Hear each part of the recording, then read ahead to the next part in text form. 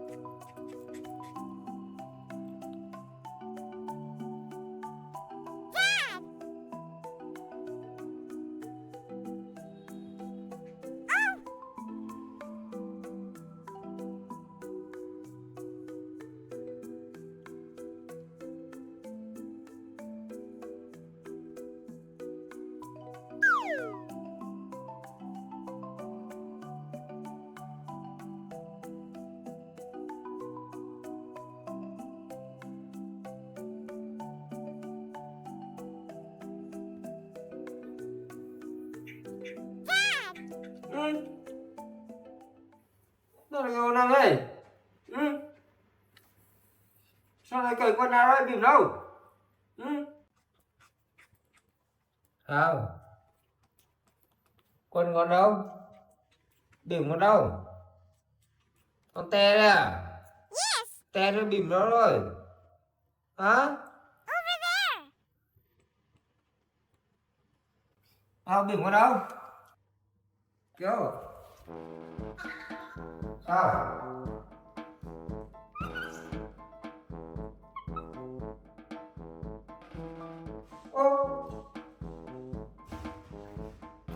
Sao bìm ướt hết đây à? Yeah, bìm ướt hết đây này. Kiểu giỏi nha. Đi tay cháu biết bỏ bìm vào thùng rác nha. Thôi bây giờ đi qua đây nào. Đi qua đây để bố rửa cho nhá. Qua đây. Qua đây.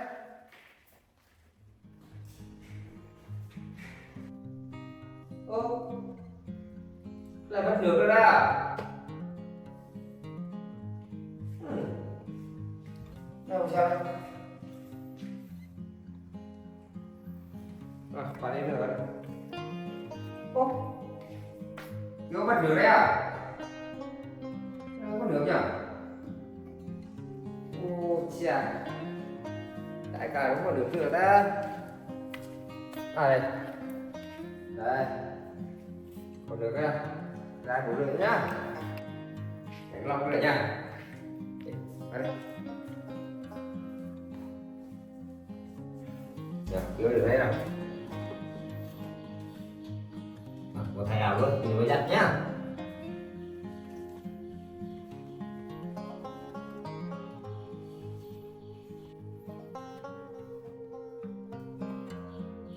Đây.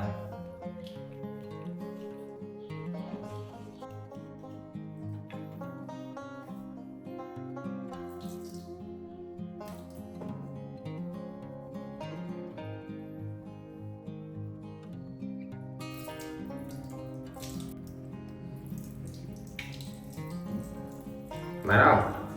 Rồi.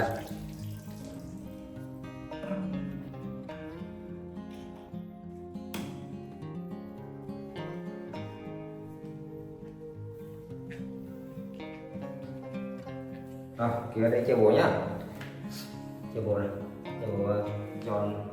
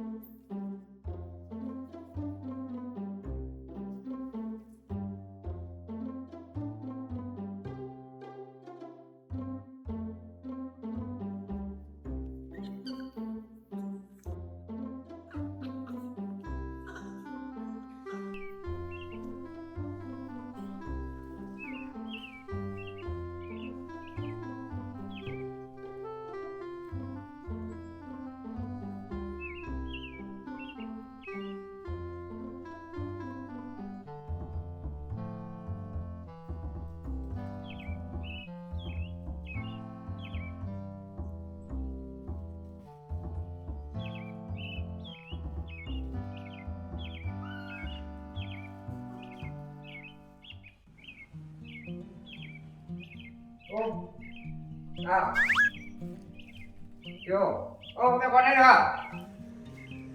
Kiều qua đây nào. Qua đây con.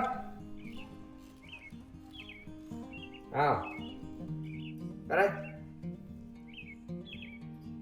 Anh chửi nha. Cầm đi, bố vào bố lấy thức ăn cho mèo nhá. Này, con tự ăn đấy. Cháu ơi, để thức ăn ăn nhá.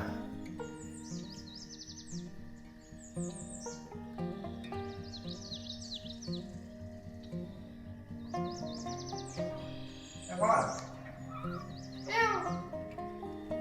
Ơi, qua đây này. Qua đây. Mèo ơi.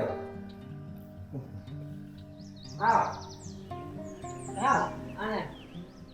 Ăn này. Đấy, ăn đi.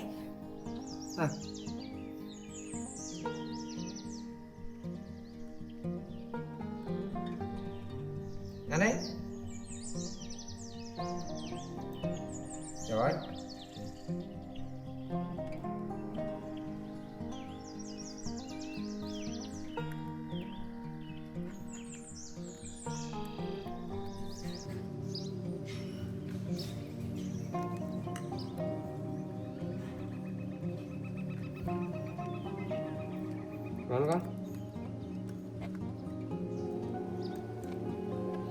Ô, cầm bắp chân rồi. Đây. Ăn trong miệng cái đó.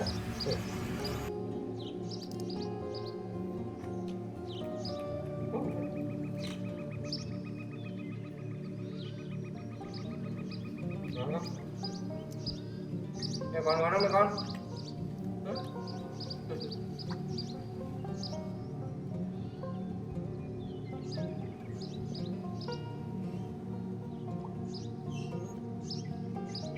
Ngon quá nha. Đeo nha. Tao cũng được rồi.